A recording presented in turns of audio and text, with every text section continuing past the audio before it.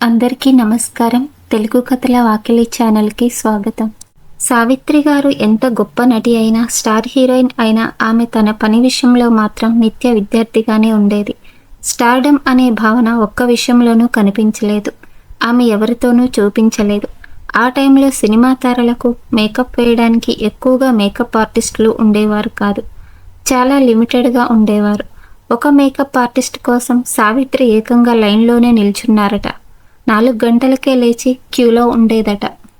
Cinema స్టార్స్కి makeup చాలా కీలకం. Makeup వేయనిదే shooting start అయ్యేది కాదు. కానీ ఇప్పటి మాదిరిగా ఎక్కువ మేకప్ ఆర్టిస్టులు ఉండేవారు కాదు. ఉన్న కొంతమందికి చాలా డిమాండ్ ఉండేది. అలా అప్పట్లో హరిబాబు అని పెద్ద ఫేమస్ మేకప్ ఆర్టిస్ట్ ఉండేవాడు. పూర్తి పేరు హరిపాద చంద్ర. ఆయన మేకప్ వేస్తే తిరుగులేదు.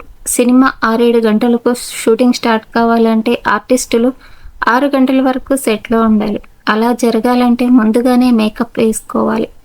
మేకప్ ఆర్టిస్ట్ హరిబాబు వద్ద చిన్న పెద్ద అనే తేడా లేదు. ఎంత పెద్ద స్టార్ అయినా క్యూలో ఉండాల్సిందే. సావిత్రి అయినా, ఎన్టీఆర్, ఏఎన్ఆర్ అయినా అతీతం కాదు.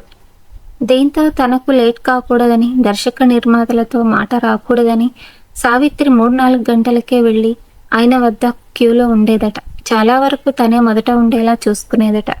ఈ విషయంలో సావిత్రి, కృష్ణకుమారుల మధ్య గట్టి పోటీ ఉండేదట. అయితే ఎన్టీఆర్, ఏఎన్ఆర్లు మాత్రం ఈ పోటీలో వెనుకబడిపోయేవారని, వారికి సావిత్రి నిద్ర లేకుండా చేసిందట. ఈ విషయాన్ని ప్రముఖ దర్శకుడు సింగీతం శ్రీనివాసరావు తెలిపారు. ఆయన విజయ సంస్థలో పనిచేశారు. కేవీ రెడ్డి వద్ద అసిస్టెంట్గా చేసే సమయంలో అతను ఇవన్నీ ప్రత్యక్షంగా చూసేవారట. మహానటి సినిమా సమయంలో ఆయన ఈ విషయాలను పంచుకున్నారు. సావిత్రి డెడికేషన్ లెవెల్ని వెల్లడించారు. ఇదే కాదు, సావిత్రి నటనలోనూ ఎన్టీఆర్, ఏఎన్ఆర్కి గట్టి పోటీనిచ్చేదట. మహానటి సావిత్రి జీవితం ఎంతో మందికి ఆదర్శం. అదే సమయంలో ఒక గుణపాఠం. లైఫ్లో ఎలాంటి తప్పులు చేయొద్దనే దానికి ఒక పాఠంగా చెప్పొచ్చు. కానీ సావిత్రి జీవితంలో అనేక మలుపులు ఉన్నాయి, గొప్పతనం ఉంది, బాధలు ఉన్నాయి, అనేక స్ట్రగుల్స్ ఉన్నాయి, అంతులేని పోరాటం ఉంది. కానీ వీటన్నింటినీ మించి ఆమె అద్భుతమైన నటి అనేది జనాల్లో ముద్రపడిపోయింది. దానికి కారణం ఆమె డెడికేషన్. ఎన్టీఆర్, సావిత్రి అంటేనే తెలుగు తెరపై అదొక కన్నుల పండుగ. చూడముచ్చటైన జంట. అనేక సినిమాల్లో ఇద్దరు హిట్ పేరుగా పేరు తెచ్చుకున్నారు. ఇలాంటి జంట అనూహ్యంగా అన్నా చెల్లెలుగా నటించి ప్రేక్షకులకు షాక్ ఇచ్చారు.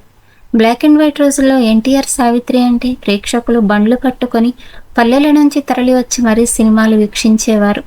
వీరిని కేవలం ప్రేమికులుగా, భార్యాభర్తలుగానే ప్రేక్షకులు చూసేవారు. అభిమాన సంఘాలు కూడా ఉండేవి. ఎన్టీఆర్తో సమానంగా సావిత్రి కూడా అభిమాన సంఘాలని మెయింటైన్ చేసేవారు. ఒక రకంగా చెప్పాలంటే అభిమాన సంఘాల పేరుతో చాలామంది సావిత్రిని మోసం చేశారని కూడా అప్పటి వారు చెబుతారు.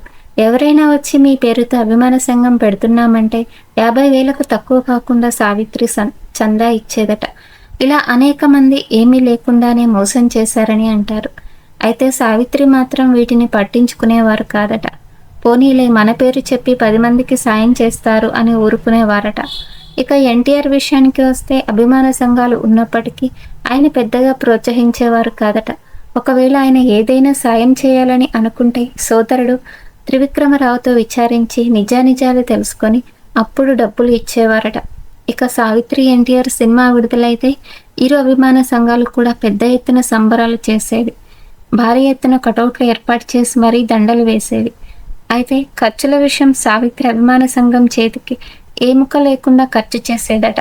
అయితే ఆ ఖర్చులో చాలా వరకు సావిత్రి నుంచి వసూలు చేసిన సొమ్ములు కూడా ఉండేవట. అలా ఇద్దరు అభిమాన సంఘాల మధ్య అప్పట్లో పెద్ద పోటీ ఉండేదట. ఇది సావిత్రి, ఎన్టీఆర్ అభిమాన సంఘాల కథ. ఈ వీడియో మీకు నచ్చినట్లయితే ప్లీజ్ లైక్ చేయండి, షేర్ చేయండి, సబ్స్క్రైబ్ చేయండి. Thank you for watching.